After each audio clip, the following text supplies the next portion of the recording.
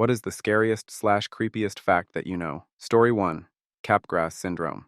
A certain kind of brain damage severs the connection between your visual cortex and the emotional center of your brain, but the link to your higher cognitive areas are intact. You can see your own mother, or anyone important to you.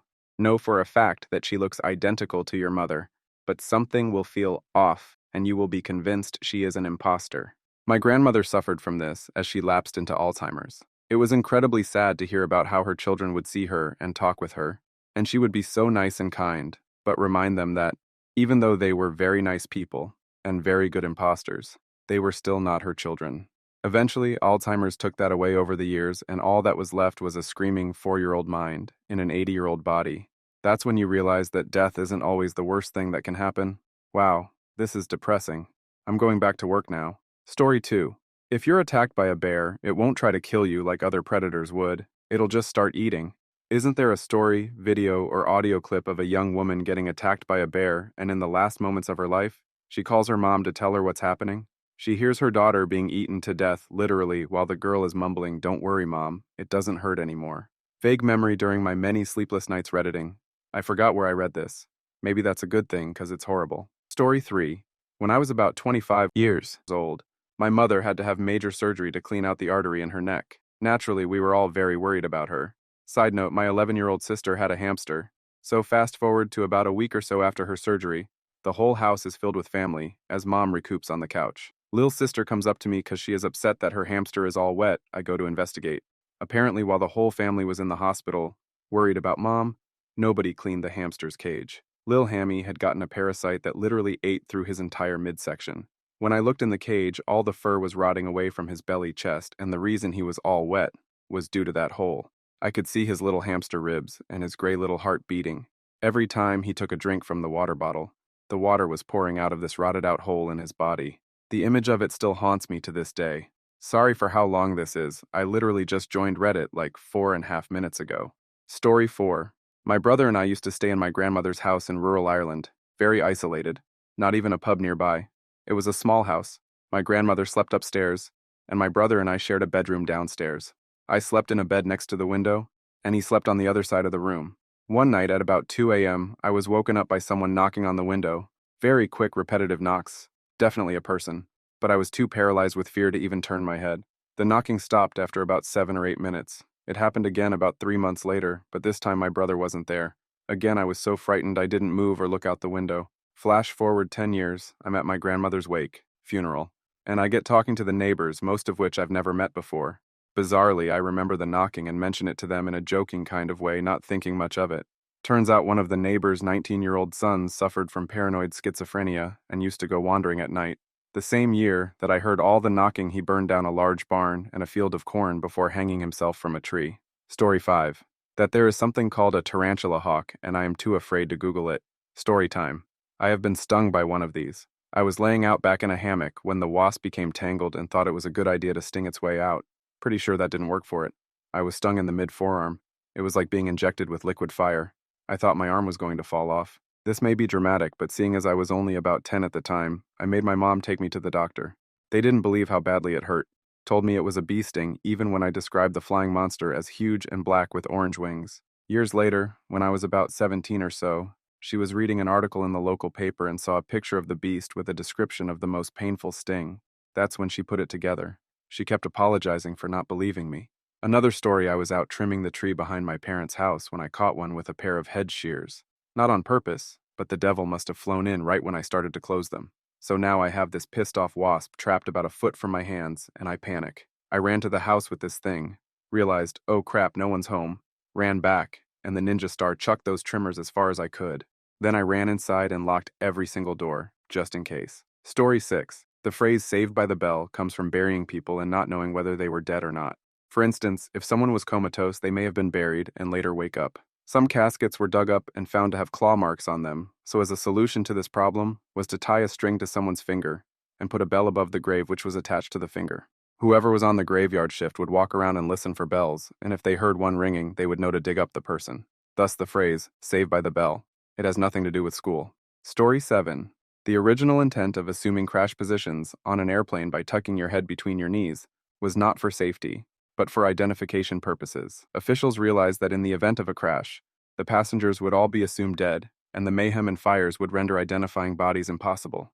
Therefore, they suggested putting your head between your legs in order to best preserve your dental records to later identify your body for your family and records. Story 8.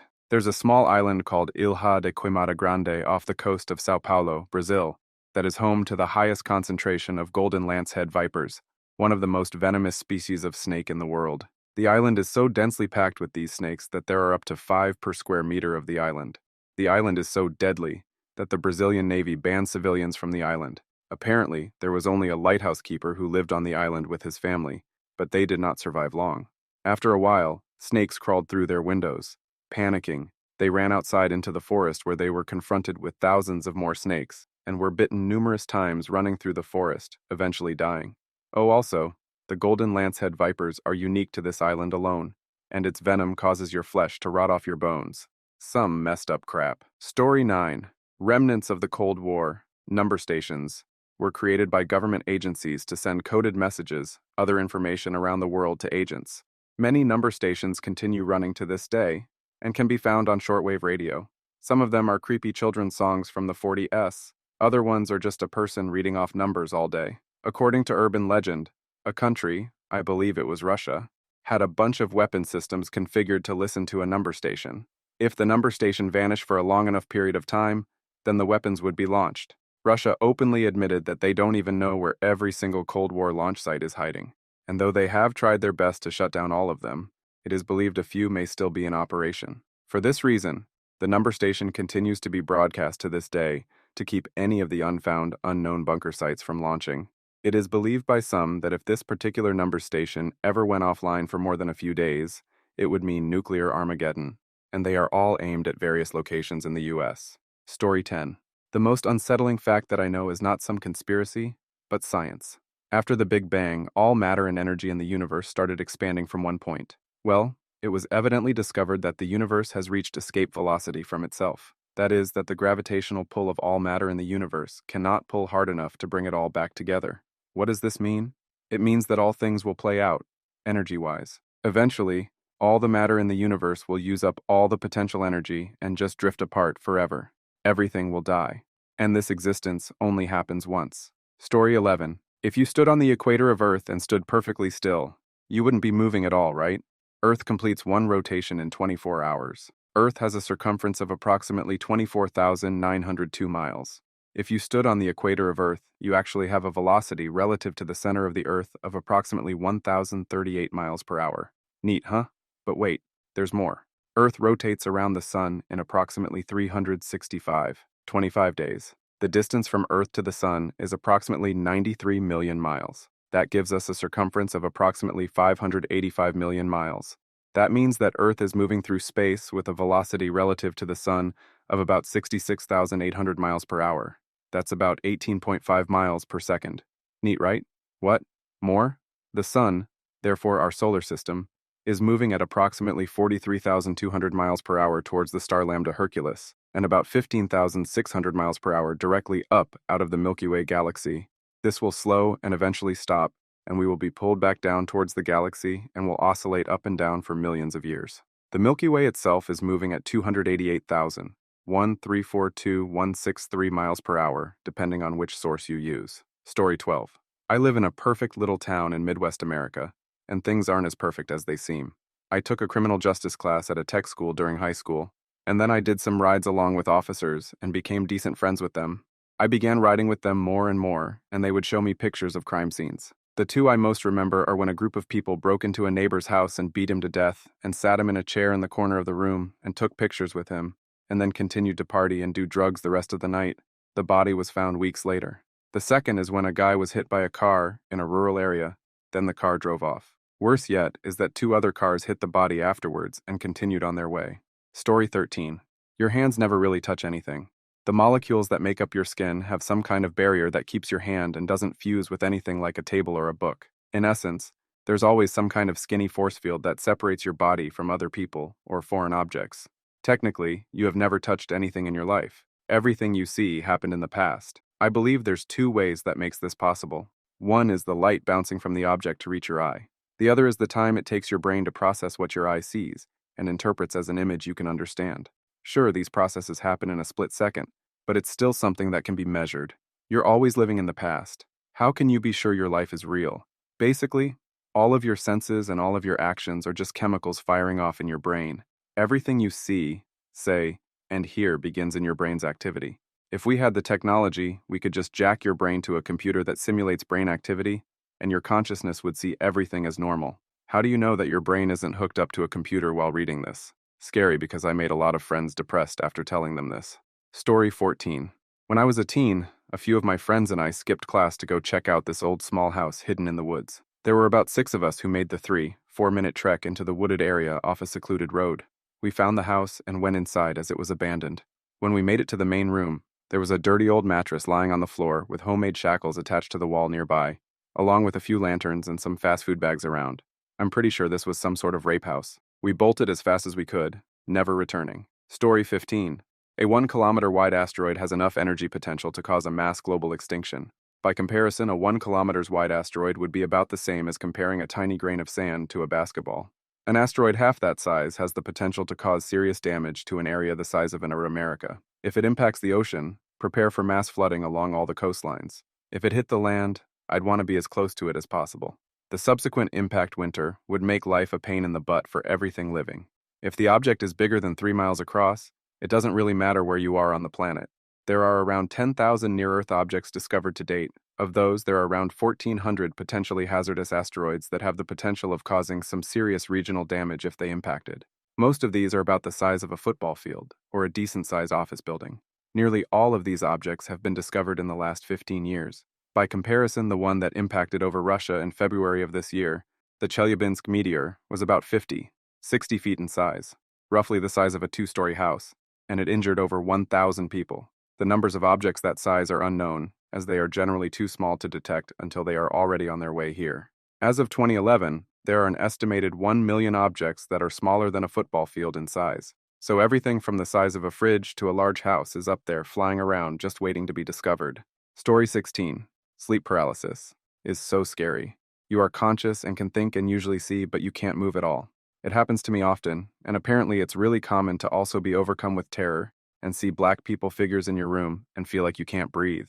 Luckily, none of that has happened to me yet, but I'm terrified that it will happen to me the next time I go into sleep paralysis, to the point where I'm scared to fall asleep at night sometimes. Story 17. This might be kind of loose as far as facts go, but I like the children of Hamlin. The first entry in their historical records is something like, "It is 100 years since our children left us." The town is the source of the Pied Piper story. Basically, a guy rolls through, plays a flute, and all the rats follow him out of town.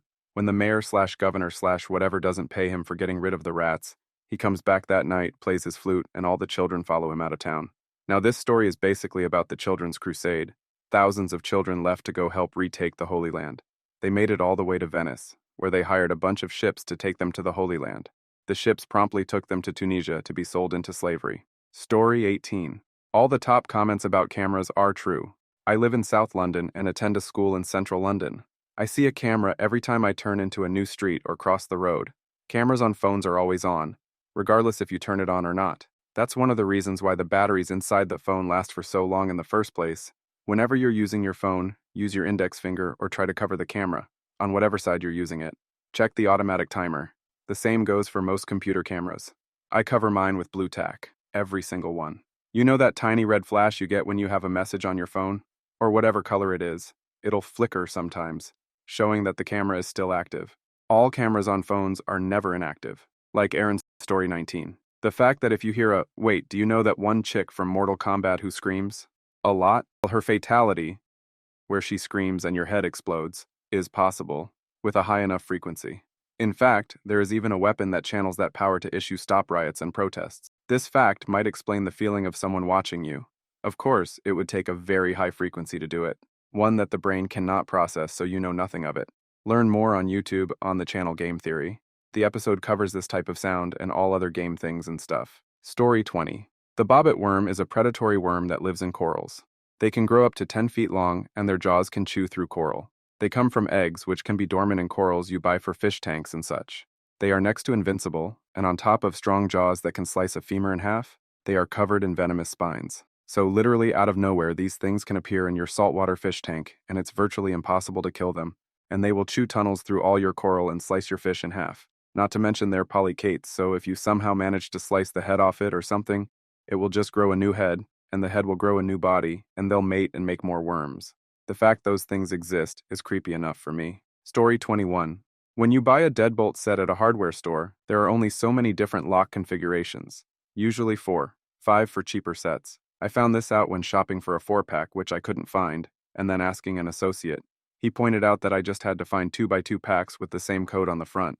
When I asked, "So you're saying that 5 people who buy these will have keys to my house?" He said, "Well, yeah, but they would have to try every door with those locks." All I could think about was the fact someone could buy these lock sets and find any door with those locks and just try the key from each code until one worked. Still creeped about it. Story 22. People who experience disturbing hallucinations may be driven to self-enucleation as a last resort to rid themselves of their nightmarish visions. Unfortunately, because these hallucinations are created by the mind, eye gouging does not remedy them. Most resort to suicide after this. Think about what it must be like to live in a nightmare for most of your life. Think about your worst fears and never being able to close your eyes. Every waking and slumbering moment being invaded by horrors and never being able to look away. Being driven to the point where you try to remove your own eyes just to feel a moment of relief. And finally realizing the only way out is to end your life so that you may finally have peace. Story 23. That all of the memories you had as a child are not your own memories. If you are an adult, almost all of the cells in your body are different now than they were then. You are not the same person as the person that had those memories years ago.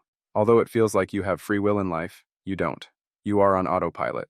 The decisions you make are a result of your genes, environment, and chemical reactions in your brain that you have no control over.